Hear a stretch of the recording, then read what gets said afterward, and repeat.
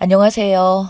너무 어이가 없고 화가 나는데 친구들이 이곳에 글을 올리면 이성적인 판단을 내릴 수 있다고 하여 조언을 구하려고 방금 급하게 아이디 만들어서 글을 올립니다. 말 그대로 결혼한 제 친언니의 시댁 때문에 글을 올리는데 정말 너무 화가 나고 어이가 없습니다. 저는 20대 대학생이고 위로 지금 글의 주인공인 30대 초반 제 언니, 오빠, 그리고 제 밑으로 갓 20살 된 남동생이 있습니다. 사남매입니다. 각설하고 본론으로 들어가자면 다름이 아니라 결혼한 제 언니 시댁에 얼마나 더 해줘야 하는지 모르겠습니다. 우선 우리 집은 툭 터놓고 말하자면 잘 살아요. 보통 사람들보다 풍족하게 잘 살아서 그런지 모든 면에서 불편 없이 저희 사남매 예쁘게 잘 키워주셨습니다. 문제는 언니입니다. 언니는 저희 사남매 중 가장 예쁘고 똑똑합니다. 물론 저희 넷 중에 제일 착하고요. 근데 언니가 14살 때 집에 있던 러닝머신 기구로 오빠랑 장난치다가 컨베이어 벨트라고 해야 하나요? 그 벨트 안쪽으로 손이 말려 들어가면서 왼손 약지와 새끼손가락이 사고로 절단이 되었습니다. 새끼손가락은 아예 없고 약지 손가락은 한 마디밖에 없습니다. 그래도 대학 가고 친구들 사귀고 남자친구 사귀고 하더니 어느 정도 활력이 붙어서 대학 공부도 열심히 하고 방학하면 친구들이랑 해외여행도 가고 그러더라고요. 우리 가족은 모두 다행이라고 생각하면서 언니에게 지원을 정말 아낌없이 했습니다. 근데 문제는 취업이 안 되더라고요. 손가락이 없다는 이유로요. 언니는 자책을 하며 방 밖으로 나오지도 않고 극단적인 행동까지 하며 병원도 갔어요. 그 모습을 마음 아프게 지켜보시던 아버지께서 2호선 대학가 주변에 언니 명의로 된 카페를 차려주셨습니다. 아버지께서 그렇게 열심히 해주시니 자기도 느끼는 게 있었는지 카페를 열심히 운영하더라고요. 지금은 아르바이트생만 5명, 6명 될 정도로 바쁘고 장사도 잘 되고 있어요. 그렇게 카페 일을 하다가 카페 사러 온 형부가 언니한테 한눈에 반해서 반년 넘게 언니를 따라다녔습니다. 아, 형부는 대기업 대리이고 똑똑하고 형부도 착하고 좋아요. 저희 부모님께도 잘하고 저희 남매도 잘 챙겨주고요. 형부한테는 불만 그다지 없습니다.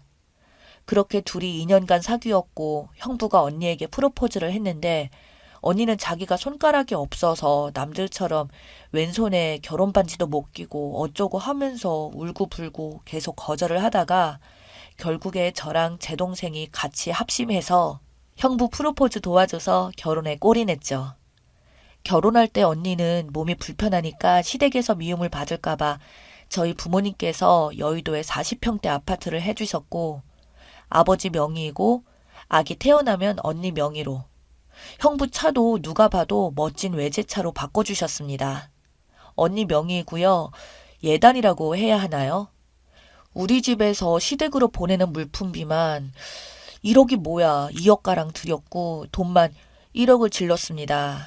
솔직히 저는 이때부터 결혼 말리고 사돈댁 보면 눈 치켜뜨고 그랬습니다. 사돈댁 두 분이서 아파트 단지 내에서 슈퍼마켓을 하세요. 솔직하게 말해서 그렇게 부족한 집안은 아니지만 딱히 잘 사는 집도 아니에요. 근데 우리 언니를 부족한 아이라고 칭하며 온갖 명품들이며 모피 등등 먼 친척 선물들까지 다 해야 한다고 보내더라고요. 그래도 언니가 좋다 하니 우리 가족들 다 참고 견디고 이해하고 있습니다. 결혼하고 나서도 계속 뭘 요구했습니다. 며느리는 어린애들 몇 명을 부리면서 가게 하는데 자기들은 낡은 구멍가게를 해서 주변 사람들이 얕본다고 하도 언니를 갈구고 궁시렁거려서 아버지께서 사돈댁이 하는 슈퍼 옆에 있는 미용실이랑 반찬가게를 매입하여서 확장하여 큰 할인점으로 새로 만들어 주셨죠. 그런데도 저희가 이혼해라 어쩌라 소리 안 하는 건 형부 때문이었습니다. 저런 일 생길 때마다 맨날 형부가 사돈댁 가서 인연 끊자고 난리 부리면 한 달은 잠잠하고 그랬거든요. 언니한테 가족이랑 연 다 끊고 너랑 나랑 둘이 살자 이러는데 바보 같은 언니는 혈연을 어떻게 끊느냐 이런 식이고 형부가 결혼할 때부터 부모님한테 그랬어요. 자기 이름으로 재산 아무것도 주지 마시라고 공동 명의로 해주지 마시라고 자기가 욕심 생기거나 자기 가족이 허튼 생각할 수 있다며 이런 식으로 다 마다하고 명절에도 우리 집 먼저 오고 그랬습니다. 자기네 집보다 우리 집이 더 좋고 행복하다면서요. 아무튼 형부가 매일 언니 사랑해주고 우리한테 자주 연락하고 하니까 이혼하라는 말을 안 했죠. 둘이 그렇게 잘 사니까. 근데 어제 일이 터졌습니다. 언니랑 형부가 결혼한 지 3년 정도 됐는데 아직 아기가 안 생겼어요. 형부 말로는 아직 둘이서만 더 사랑하고 싶고 아빠가 준비가 안 되어 있다 뭐 이랬어요. 우리 가족도 그런가 보다 하고 오히려 어머니는 아이 생기면 지옥이야 하면서 저희 가리키면서 장난도 치고 그랬죠. 근데 시댁은 그게 아니었나 봐요. 맨날 아이 안 생긴다고 언니한테 따로 몰래 전화해서 뭐라고 하고 그랬다더군요. 언니 카페 일하는 거 가지고 여자가 밖에서 나도니까 아랫배가 뒤숭숭해서 애가 자리를 못 잡는다는 둥, 우리 아들 명이 아무것도 없다는 둥, 사돈들이 욕심부리니 하늘이 괘씸해서 아이를 안 내려주는 거라고 막말을 하면서요. 형부가 알면 또 난리 날 걸 아니까 아들한테 말하지 말라고 말하는 순간 끝이라면서 겁을 줬대요. 그러니 언니는 사이가 흐트러지는 것도 싫고 자기 때문에 연 끊는 것도 못 보겠으니 말 안 하고 혼자 참아왔던 거예요. 근데 어제 언니 시어머니가 언니한테 손가락 없는 바보년 데려다가 우리 귀하고 능력 있는 아들이랑 살게 허락해줬더니 애도 못 낳는다며 속도 장애인인 것 아니냐며 네 어미 닮았으면 달걀 낳듯이 낳아도 이미 여러 명을 낳았어야지. 너는 너희 집 주운 자식 아니냐고 하면서 모욕을 줬다는 겁니다. 그리고는 언니 어제 우리 집에 왔습니다. 방에 들어가서 계속 울어요. 이러다 쓰러질 것 같아 물이라도 먹이려고 하면 내버려 두라고 합니다.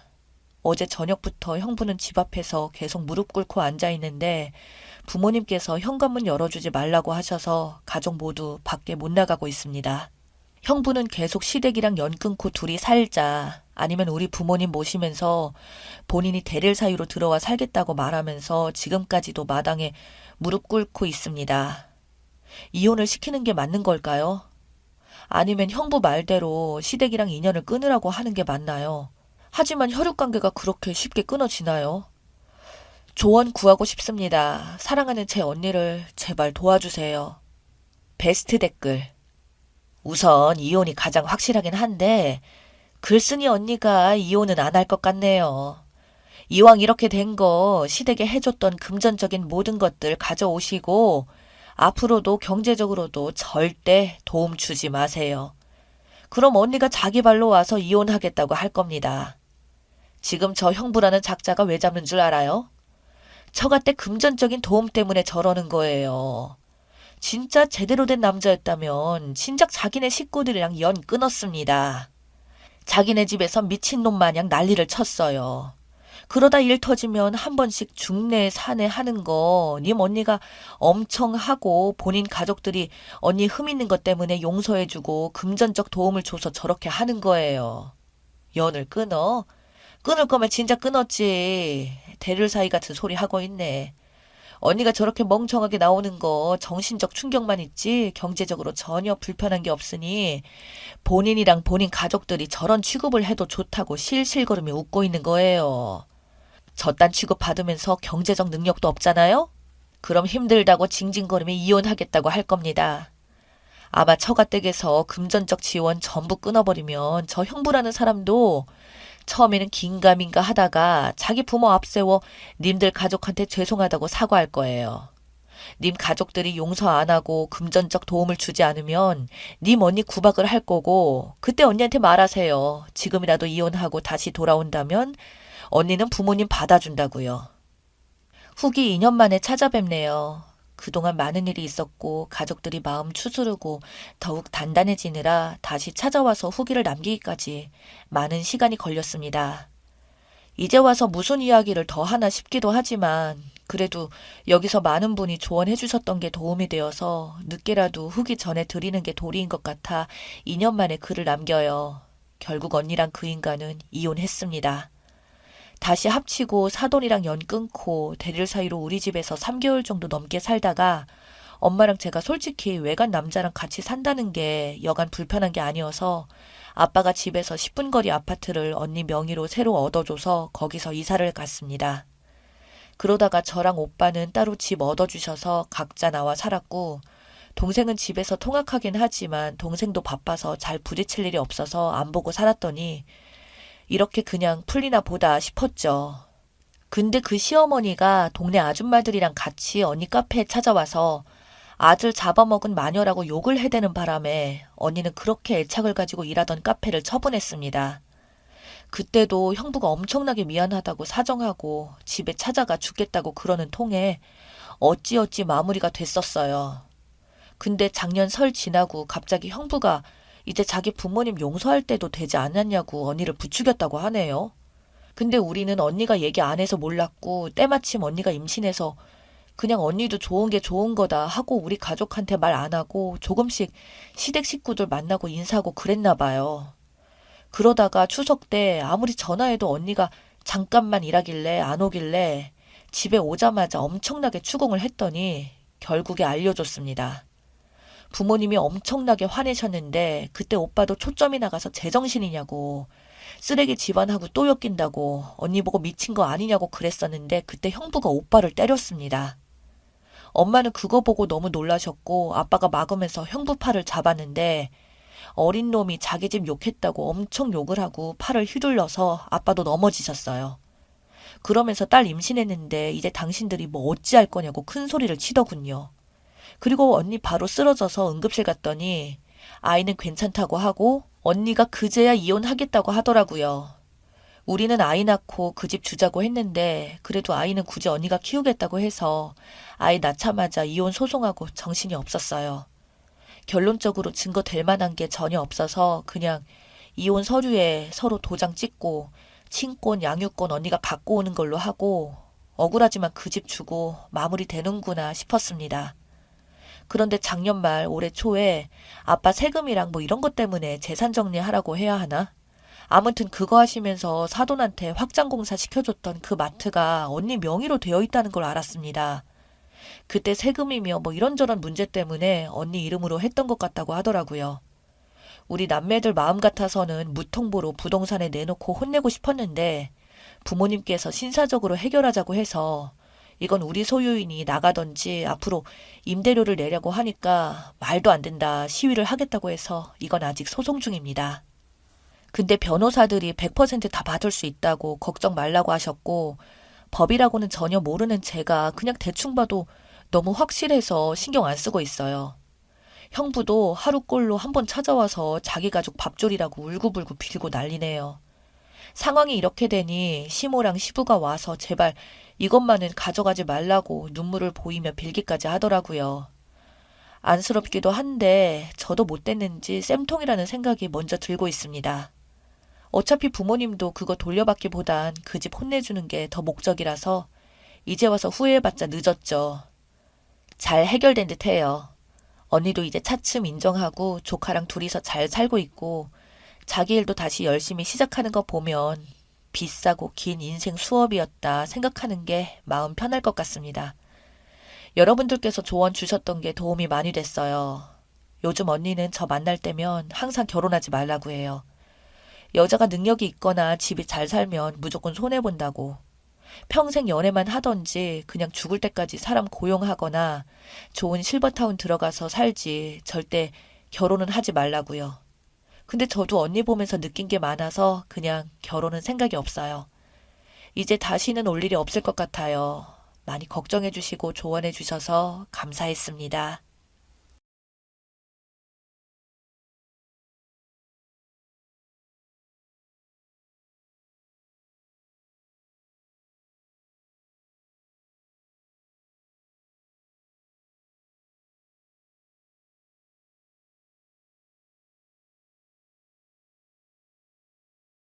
안녕하세요. 저에게는 잊을 수 없는 차마 지워지지 않는 상처가 있습니다. 저는 원래 딸이 2명 있었습니다. 애들이 어렸을 때 애들 데리고 친정 간다고 서울역에 간 적이 있었어요. 그때 차표가 잘못되어서 급하게 표 파는 곳으로 가야 했습니다. 양손 가득 짐이 엄청나고 6살, 9살 애들이 옆에서 칭얼대니 머리가 핑 돌더라고요. 까딱하면 차표도 날아가고 차도 못 타게 된 상황이라 서울역 안에 있는 초록 의자 짐에 두고 애들한테 절대로 어디 가지 말고 집 옆에 꼭 붙어 있으라고 했습니다. 지금은 서울역이 많이 좋아졌지만 그 당시만 해도 별의별 사람들이 다 모여있는 곳이 서울역이었고 동냥하는 사람들이 아이들 붙잡아 간다는 사람들의 별의별 소문도 다 있었고 무서운 곳이었죠. 그랬으면 안 됐는데 애들끼리 뒀으면 안 되는데 저도 그때 차표에 정신이 팔려 첫째한테 짐 지키고 동생을 돌보라고 한 뒤 표를 바꾸기 위해 매표소로 갔죠. 한참을 줄 선 후 차표를 바꿀 수 있었고 다시 아이들이 있는 그 초록색 의자로 갔습니다. 그런데 사람들이 북적북적한 초록색 의자 위에 있는 분홍색 보자기만 보이고 애들이 안 보이는 겁니다. 애들이 없어진 거였습니다. 눈앞이 하얘지고 피가 거꾸로 돌더군요. 옆에 사람들한테 분홍색 머리띠한 키 큰 여자애랑 노란 실핀 꽂고 있는 흰색 스타킹 신은 키 작은 여자애 못 봤냐고 물어봤어요. 사람들은 모른다고 하며 제 말을 듣는 둥 마는 둥 했고 저는 거의 패닉이 된 상태로 관리사무소 같은 곳을 찾아가 방송을 해달라고 빨리 좀 애들 찾아야 할 것 같다고 말했죠. 거기 직원분들이 저희 딸들에 관해 인상착의를 방송해 주시고 저는 서울역 온 사방을 애들 이름을 부르며 뛰어다녔습니다. 목이 터져라 애들 이름을 부르고 있던 중 뒤통수에 누가 아줌마 아줌마 하고 크게 부르는 겁니다. 저는 정신이 팔려서 저를 부르는지 모르고 계속 애들 이름을 부르며 앞으로 향했어요. 그러자 뒤통수에서 애 찾는 거 아니요? 여기 애가 울고 있는데 아줌마 아줌마라고 소리치더라고요. 저는 그때 그 남자의 목소리가 귀에 확 들어오면서 뒤를 돌아봤습니다. 사람이 너무 많아 애가 보이진 않았지만 이쪽이요 하고 소리치는 목소리 쪽으로 달려갔어요. 노숙하는 사람들이 몰려있는 쪽에 애가 펑펑 울고 있더라고요. 한 노숙자가 울면서 지나가고 있는 첫째를 붙잡아 엄마 어디 있냐고 왜 여기서 울고 있냐고 물었던 것이었고요. 마침 방송에서 애를 찾는다는 소리가 들렸고 노숙자가 애를 붙잡고 영무실로 가려다가 제가 애들 이름을 부르며 찾고 있자 저를 부른 거였어요. 저는 첫째를 보자마자 펑펑 울며 저도 모르게 엉덩이를 때렸습니다. 왜 엄마 말을 안 들어? 미연아, 엄마가 절대로 어디 가지 말고 짐 지키고 있으라고 했잖아. 내가 이럴까봐 얼마나 마음을 졸였는데. 예슬이는 어디 있고 너 혼자 있어. 예슬이는 어디 있는데? 라고 말했지요. 그러자 미연이는 꺽꺽 울며 누가 나 때렸다고 뭐라고 하는 겁니다. 최미연, 너 지금 그게 무슨 말이야. 동생이 없는데 누가 때리는 게 뭐가 중요해. 그거는 동생 찾고 나서 말하고 예슬이 어디 갔냐고 물었잖아 엄마가. 라고 말하자 미연이는 그제서야 울며 상황을 말하더라고요. 나이가 어린 예슬이는 제가 계속 안 오자 기다리는 게 지쳤는지 자꾸 다른 곳으로 가려고 했답니다. 미연이는 첫째로서 엄마 말을 들었어야 했기에 예슬이 손목을 세게 잡으며 안 된다고 최예슬, 너 엄마가 한 말 못 들었어? 기다리랬잖아. 나도 힘들어. 라는 식으로 말했대요. 미연이는 어린 나이인데 지 동생 돌보는 게 얼마나 힘들었겠어요. 그 덥고 사람 많고 답답한 곳에서 30분을 넘게 기다리느라 짜증이 날 대로 짜증난 미연이는 예슬이에게 화를 냈나 봅니다. 예슬이는 미연이 손을 확 뿌리치고 엄마 찾으러 갈 거야 라고 했고 화가 난 미연이도 자기도 엄마 찾으러 갈 거라고 하면서 그렇게 둘은 그 많은 사람들 사이에서 길을 잃었고 서로를 잃어버리게 된 것이었죠. 저는 첫째를 영무실로 데려다 맡기고 직원들에게 이 사실을 말하고 정신없이 다시 둘째를 찾으러 다녔습니다. 정말 옷이 흠뻑 젖어 땀이 똑똑히 흘러내릴 때까지 목소리가 쉬어 안 나올 때까지 서울역 온 사방을 뒤집고 다녔지요. 경찰에 신고를 해서 경찰도 온 상태였고요. 이 사실을 전해 들은 남편도 바로 달려와 서울역과 그 근처를 쥐잡듯이 찾았지만 낮이 밤이 될 때까지 둘째는 보이지 않았습니다. 새벽이 되고 사람들이 다 빠져나간 후 집에 없는 사람들만 남아있는 그 시간에도 둘째는 보이지 않았고 저희 부부를 불쌍한 표정으로 지켜보고 있는 사람들 많이 있었습니다. 경찰에서 순찰대를 배치해 그 일대 쪽방촌과 애가 있을 만한 곳을 샅샅이 뒤졌습니다. 그래도 아이는 보이지 않았어요. 아이를 찾기 위해 남편과 저는 직장도 그만두고 지방으로 사방팔방 돌아다녔습니다. 한번 지방에 가면 일주일 넘게 있었으니 수입은 없고 지출만 계속 늘어나는 상황이었죠. 둘째 찾는다고 첫째도 못 보살펴주고 집이 풍비박산이 났습니다. 있던 집도 날아가고 정말 진짜 단칸방을 얻어서 생활했습니다. 그 이후 수십 년을 눈물로 살았습니다. 전단지 몇만 부를 제 손이 닳도록 돌리고 사람 구할 돈도 없었기에 그걸 혼자서 다 했어요. 이렇게 살면 안 되겠다. 둘째만 신경 쓰느라 첫째를 보살피지 못하고 점점 어두워져가는 첫째를 위해서 저희는 결심했습니다. 가슴에 묻고 첫째를 보살피자라고요. 그렇게 저희 부부는 정말 울음을 가슴으로 삼키며 직장을 다시 다녔고 그렇게 첫째를 키웠습니다. 첫째는 저에게 엄마, 나 때문에 예슬이 없어진 거야? 나 때문이지? 내가 그때 화 안 내고 짜증 안 냈으면 예슬이 내 옆에 있었잖아. 라고 하는 겁니다. 아이가 본인 때문에 동생을 잃어버린 줄 알고 극심하게 불안해했어요. 학교도 적응을 잘 못했고 너무 힘들어했습니다. 다행히 심리치료를 병행하며 해가 지날수록 안정이 되었고 고등학교, 대학교까지 건강하게 졸업해 직장인이 되었습니다. 첫째는 특이하게도 어렸을 때부터 일본이라는 나라에 관심이 많아 일본에서 취업을 했네요. 일본에 가서 일을 한 지 벌써 9년이 되었습니다. 저희 부부는 뻥 뚫린 마음을 달래기 위해 그리고 자꾸 둘째 생각 때문에 나쁜 생각을 하게 되는 저를 위해서 시간만 나면 봉사를 했습니다. 고아원에 가서 아이들을 돌보고 갓 태어나 버려진 애들을 도우며 그래도 우리 예슬이도 어쩌면 더 좋은 집에서 살고 있을 수도 있잖아. 이런 식으로 생각하며 마음을 달랬어요. 사실 달래는 것보다 그냥 삭히고 덮어놓은 거란 표현이 맞네요. 이렇게 봉사를 하던 중 봉사팀장님과 함께 새로운 고아원을 가서 봉사를 하게 된 일이 있었습니다. 땀을 뻘뻘 흘려 몸이 너무 끈적거려서 봉사 후 목욕탕에 갔어요. 평소에 목욕탕을 저는 자주 갑니다. 자주 가는 이유 중 하나는 사실 예슬이 때문이에요. 예슬이 왼쪽 등 아래에 가로로 큰 점이 있고 오른쪽 날개뼈에 태어날 때부터 있었던 손바닥만한 붉은 점이 있습니다. 혹시 모르니까 하는 마음에 초반에는 거의 모든 탕을 다 돌아다닐 정도였지만 마음을 비운 지금은 가고 싶을 때만 가는 그런 정도가 되었어요. 그렇게 그 새로운 봉사를 끝마치고 목욕탕에 가서 등을 지지고 때까지 전부 밀고 난 후 밖에 나와 선풍기로 몸을 말리고 있었는데 어눌한 한국말을 하는 여성 한 명이 목욕탕 안으로 들어가는 겁니다. 그런데 그 여자 등이 우리 예슬이 몸에 있었던 똑같은 위치에 검은 점과 붉은 점이 있었습니다. 깜짝 놀라서 저는 아가씨 잠깐만요 하고 소리쳤는데 그 아가씨는 눈이 휘둥그레져서 쳐다보더라고요. 다른 사람들도 전부 저를 쳐다봤고요. 저는 아랑곳하지 않고 혹시 사정이 있어서 그런데 혹시 부모님 성함이 뭡니까? 아니 다름 아니라 잃어버린 우리 둘째 몸에 있던 점에 그쪽 몸에 똑같이 있어서 그래요. 실례했다면 죄송합니다. 라고 했죠.